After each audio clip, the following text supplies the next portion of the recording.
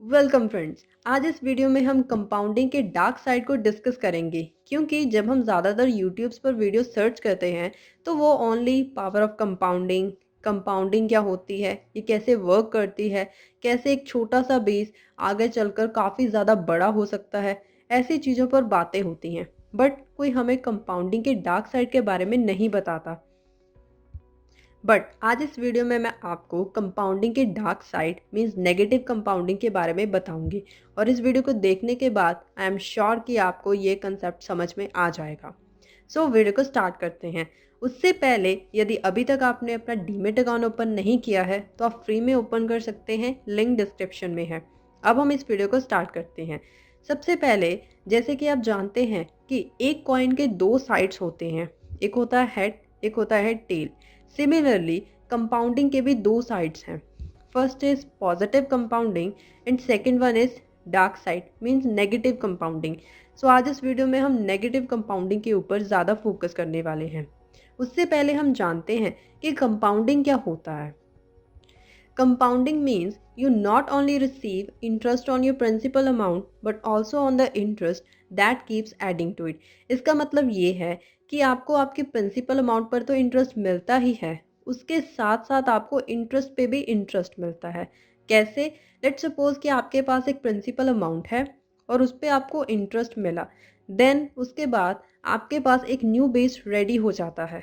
Then next year अब आपको उस न्यू बेस पर इंटरेस्ट मिलेगा, ना कि आपके प्रिंसिपल अमाउंट पर। सो इस तरह से आपको इंटरेस्ट पे इंटरेस्ट मिलता है, जिसे हम बोलते हैं कंपाउंड इंटरेस्ट और कंपाउंडिंग।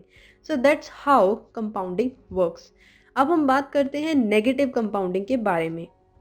उसको समझने के लिए हम एक एग्जांपल लेते हैं। लेट्स सपोज कि आपका एक गोल है कि 10 इयर्स के बाद आपको आपका एजुकेशन लोन पे करना है, या फिर आपको एक घर बाय करना है, या फिर आपकी मैरिज होने वाली है, तो 10 इयर्स के बाद आपको इतनी मनी चाहिए। सो आप डिसाइड करते हो कि एक XYZ फंड में आप एक लमसम अमाउंट में 1 लाख रुपीज़ इन्वेस्ट करते हो।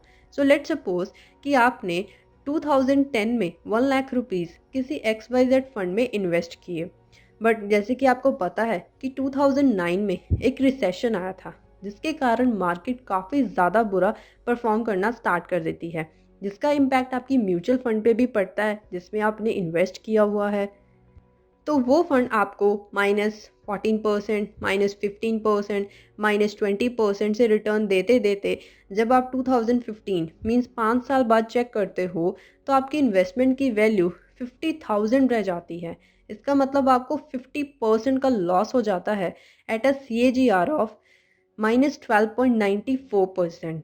सो जैसे कि आप जानते हैं कि जब मार्केट नीचे जाती है तो उसके बाद वो अच्छा परफॉर्म करना भी डेफिनेटली करती है। सो उसी तरह से मार्केट अच्छा परफॉर्म करना स्टार्ट कर देती है, सो जो आपके फंड की वैल्यू है वो भी बढ़ना स्टार्ट कर देती है। उसी तरह से आपकी इन्वेस्टमेंट पर आपको पॉजिटिव रिटर्न्स मिलने स्टार्ट हो जाते हैं।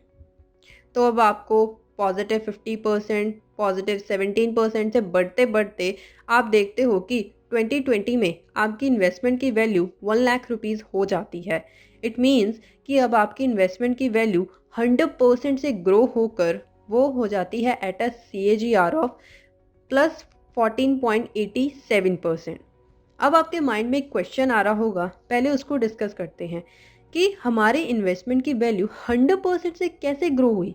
ऐसा क्यों?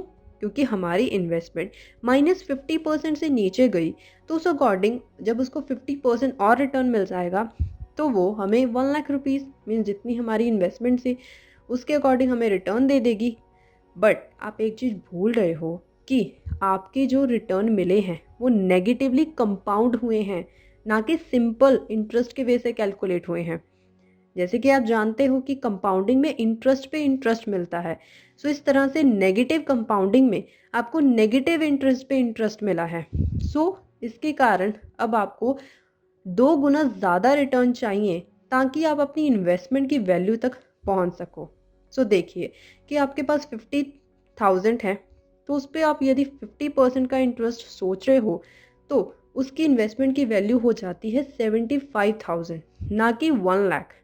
अब यदि आप 50,000 पे 100% का रिटर्न कमाओगे तब जाकर आपकी इन्वेस्टमेंट की वैल्यू 1 लाख रुपीज़ तक पहुंचती है।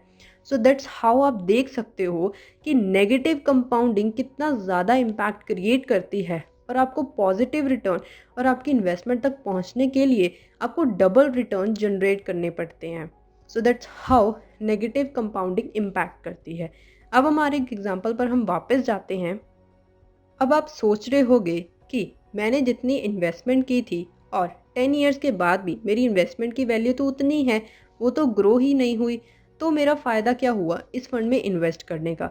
सो आप इस टाइम पर सोचते हो कि मैं इस फंड से निकाल कर कहीं और इन्वेस्ट कर दूंगा, बट आप एक चीज़ भूल रहे हो कि उस पर इन्फ्लेशन भी तो एक्ट करेगा, जिसके कारण आपकी जो 1 लाख रुपीज़ की वैल्यू है वो 10 साल के बाद और भी कम हो चुकी होगी। कैसे? इन्फ्लेशन क्या होता है? सबसे पहले इन्फ्लेशन मीन्स हर साल मार्केट में जो चीज़ों का भाव है वो 6 से 7% से हर साल बढ़ता रहता है। सो उस अकॉर्डिंग जब हम इन्फ्लेशन को 1 लाख रुपीज़ पर एडजस्ट करते हैं, मीन्स 1 लाख का हम 6% फॉर 10 ईयर्स करते हैं, तो वो हो जाता है 1,79,000। इसका मतलब ये है कि अब आपके इन्वेस्टमेंट की value 1,79,000 minus 1 lakh, it means 79,000 से कम हो चुकी है। जो चीज़ अब आप पहले 1 लाख पर बाय कर सकते थे, अब आपको उसके लिए 1,79,000 चाहिए। So that's how inflation plus negative compounding मिलकर आपके इन्वेस्टमेंट की वैल्यू को और कम करती जाती है।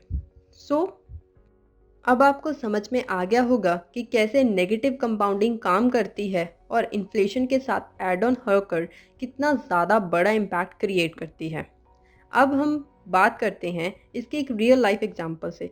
जैसे कि आप हर रोज़ क्रेडिट कार्ड तो यूज़ करते ही होंगे और आपको पता भी है कि आपको 45 डेज़ का टाइम दिया जाता है कि आप अपने क्रेडिट कार्ड के बिल्स को पे कर सको। बट यदि आप नहीं पे करते तो 45 डे के बाद आप पर इंटरेस्ट लगना शुरू हो जाता है, और जो ज़्यादातर 18% तक लाई करता है। ये interest bank to bank vary करता है। हम मान लेते हैं कि आप पे 18% का इंटरेस्ट लगना स्टार्ट हो जाता है, वो पर डे का इंटरेस्ट है। फिर आप देख सकते हो कि यदि आप फिर भी अनगहली करते हो और पे नहीं करते, तो वो इंटरेस्ट एड ऑन होते होते 10 दिनों में ही काफ़ी ज़्यादा बड़ा इंटरेस्ट पे करना पड़ सकता है। आपको प्रिंसिपल अमाउंट प्लस इंटरेस्ट पे करने के कारण बहुत ज़्यादा इम्पैक्ट क्रिएट हो सकता है। आप समझ ही सकते हो कि इसीलिए ज़्यादातर लोग क्रेडिट कार्ड के बारे में समझते नहीं और उसको यूज़ करने की लगे रहते हैं। सो आई होप अब आपको क्लियर हो गया होगा कि ये नेगेटिव कंपाउंडिंग क्रेडिट कार्ड, और सिमिलरली यदि हम लोन्स की बात करें, जब हम ईएमआई पे करते हैं तो उस पर भी सेम ही केस है। क्यों? क्योंकि जब आप लंबे पीरियड के लिए ईएमआई का सोचते हो कि हमें कम इंटरेस्ट पे करना होगा, इनफैक्ट कम इंटरेस्ट के चक्कर में आप लंबे समय के लिए इंटरेस्ट पे करते रहते हो और इंटरेस्ट ऐड ऑन होते होते आपको और ज़्यादा इंटरेस्ट पे करना पड़ता है। ये चीज़ के बारे में तो कोई सुनता ही नहीं है और ना ही हमें कोई समझाता है। दैट्स वाई कि हम नेगेटिव कंपाउंडिंग के चक्कर में पड़कर कंपाउंडिंग को वे से पैसे कमाने की बजाय पे करते रहते हैं। इसीलिए तो जो आइंस्टाइन है वो कहते हैं कि जो कंपाउंडिंग को समझता है वो इसको अर्न करता है, और जो नहीं समझता वो उसको पे करता है। सो रिजल्ट आपके हाथ में है कि आप इसको पे करना चाहते हो या फिर अर्न करना चाहते हो। अब हमने ये तो चीज़ समझ ली, बट आपके माइंड में ये आ रहा होगा कि अब इसका सल्यूशन क्या है। सो इसके दो सल्यूशन हैं। सबसे पहला बड़ा सल्यूशन ये है कि आप जिस भी इन्वेस्टमेंट सोर्स को चूज़ कर रहे हो तो आपको ये देखना चाहिए कि वो इन्वेस्टमेंट हमें इन्फ्लेशन को सेट ऑफ करके अच्छे रिटर्न्स दें, ना कि इन्फ्लेशन को एडजस्ट करने के बाद वो नेगेटिव हमें इंटरेस्ट देता रहे।